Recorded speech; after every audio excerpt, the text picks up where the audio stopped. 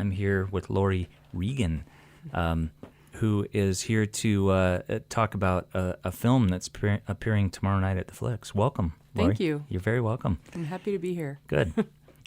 So I guess really just to get down to it, can you tell us a little about the project and maybe the film? Sure. It's a documentary about the first woman to climb all 46 high peaks in the Adirondack mountain range in New York State, which was a rare thing back then. She started climbing in the 1920s when she was just 15 years old. Wow. When girls really didn't do a lot of mountain climbing kind of activities. That was sort of a man thing at the time, I guess.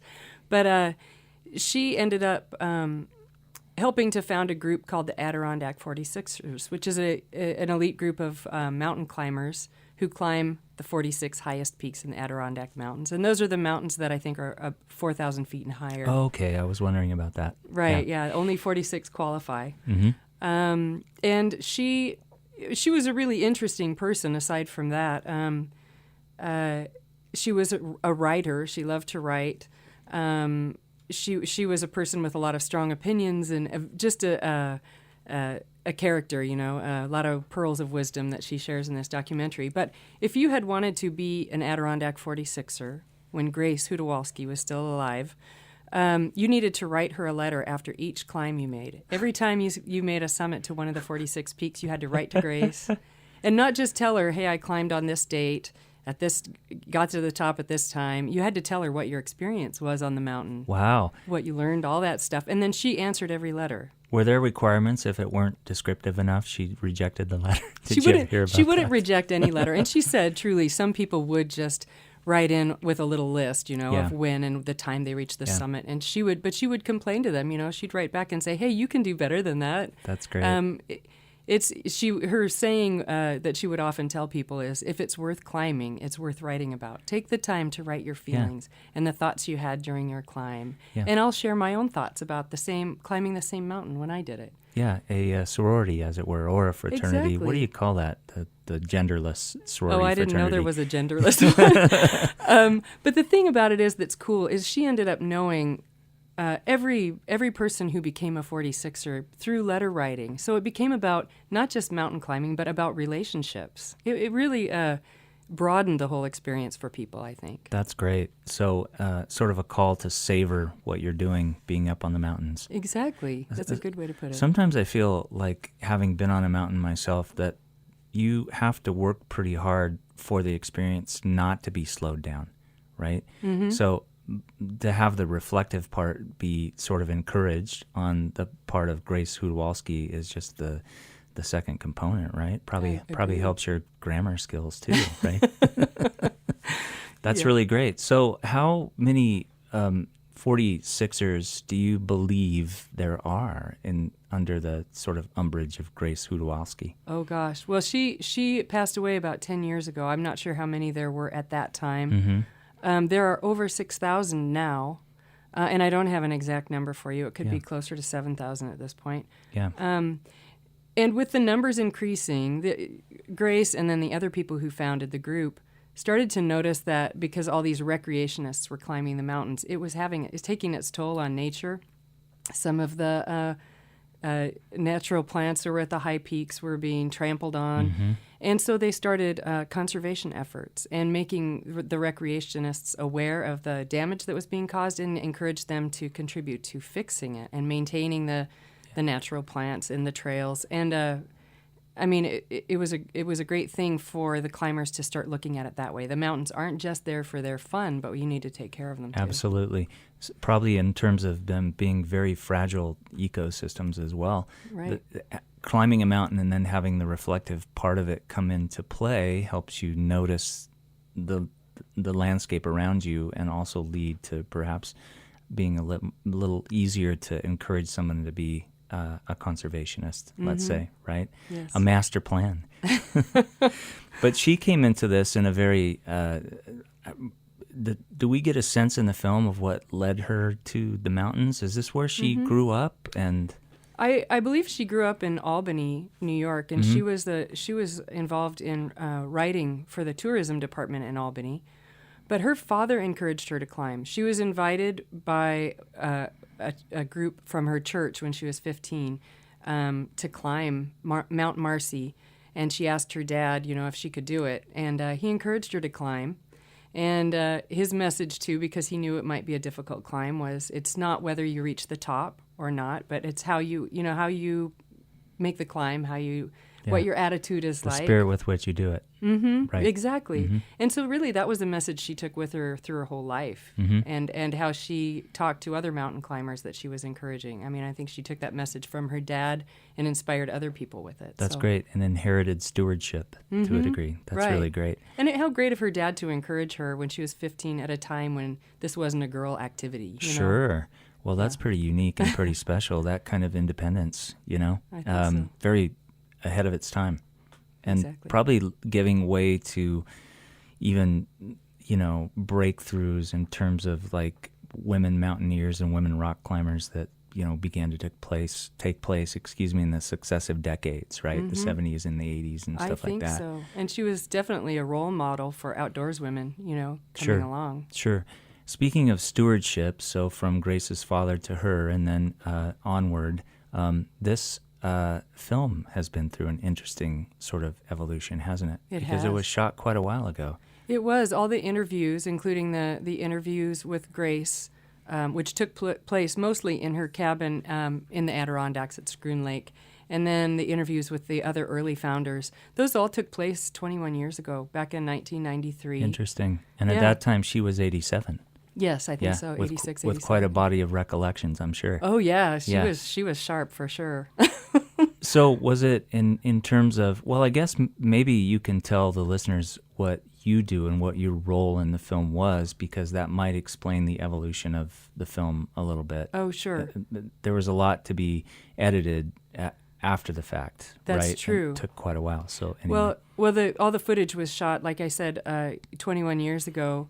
And my friend Fred Schwabel, who produced and directed the shoot, and my friend Robin Willis, who was the cameraman on it, they went back to Fred had read about Grace and was inspired by her story and thought this would make a great documentary. So they went to the Adirondacks and actually stayed with Grace in her cabin, which was called the Boulders, over at Schroon Lake, and spent, I think, 4 or 5 days with her, just great. interviewing her as it made sense to, and just kind of following her around her house and chatting with her. Anyway, so they shot, I think, 18 hours of footage, something like that, in these several days. And the idea back then was to produce a short reel explaining the project and showing a little bit of the project and asking for further funding to finish the project, because back then it was very expensive to finish the editing and the scoring and the mixing of a film project. Yeah, it was a previous technological age, wasn't it? That's right. It's much easier now to get these things done, and the technology is so much simpler for just the common man to get into their hands. So also life got busy. Fred had 2 sons. He was a freelancer, and these great elements just sat on a shelf for a long time. And I got on Facebook. I was a video editor in Portland for 12 years before my children were born, and then I took a 10-year break to raise my kids and did some script writing.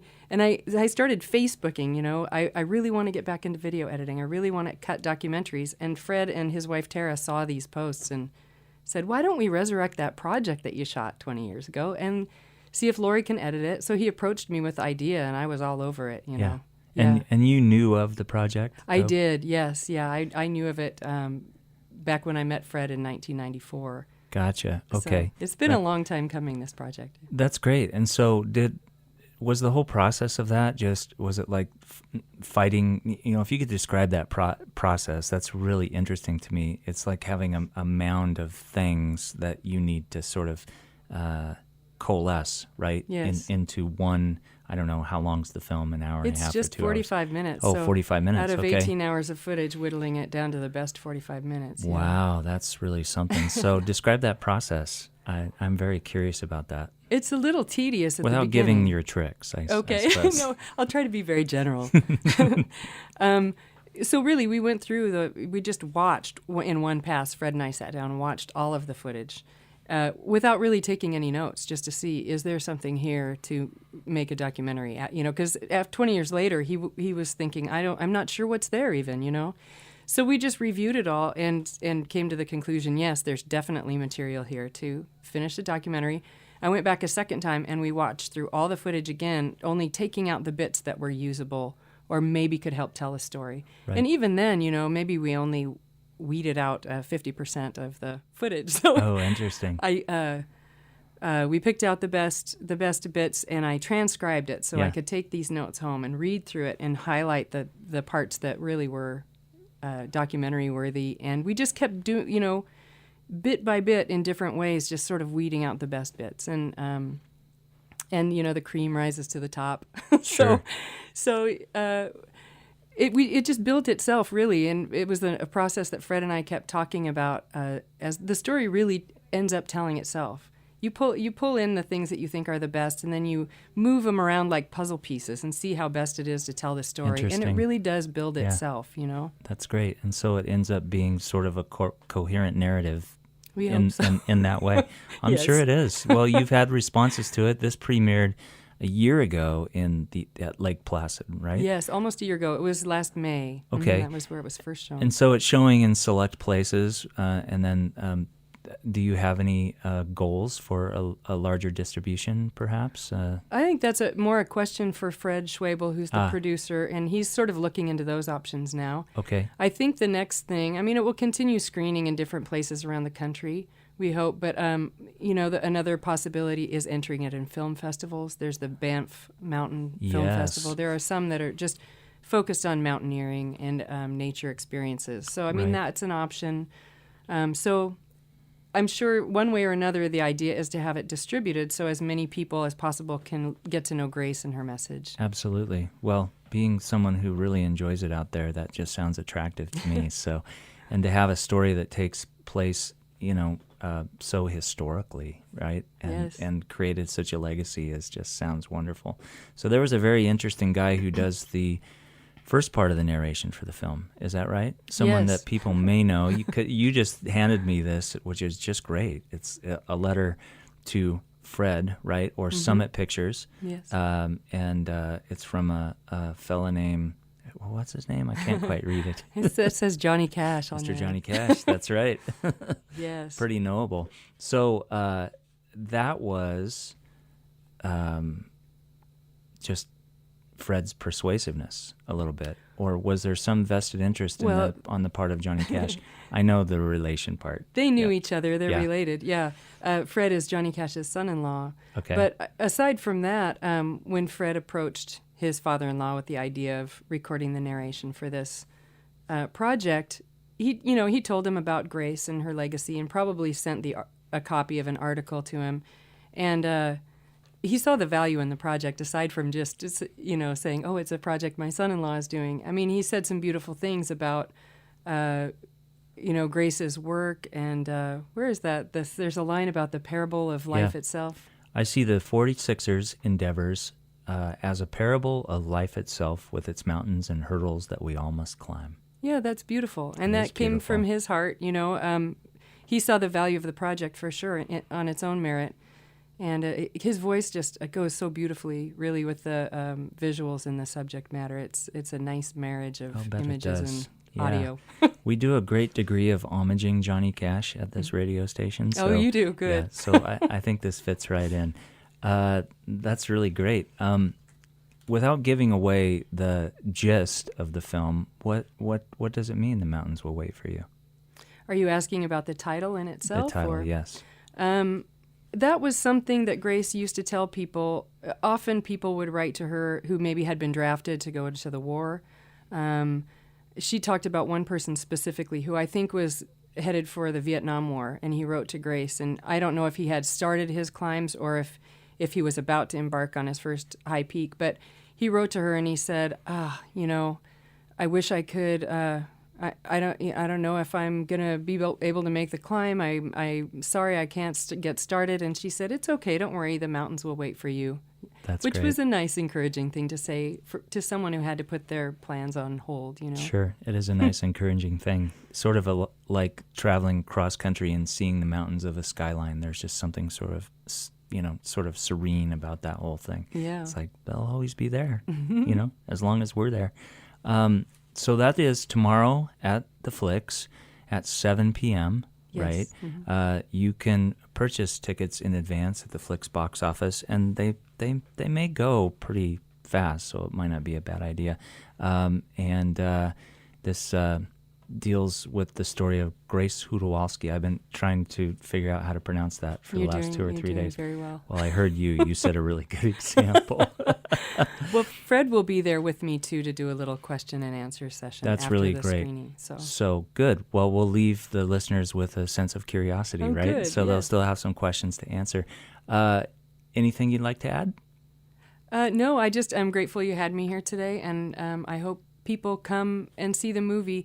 Not only people who are interested in mountaineering or outdoor activities, but people. I mean, it has a broad appeal to a lot of people. Yeah. It's a movie about relationships. It's amazing how many people we've shown it to love the film, even though they're not necessarily mountain climbers. That's great. That's a ringing endorsement. The universality of relationships. That's right. Yeah, that's wonderful. Well, thank you so much, Lori Reagan, for coming in. Thank you. And make another film and come by again. I would love to. Okay. Sonic Saturday continues. This is Carol Klein on Radio Boise.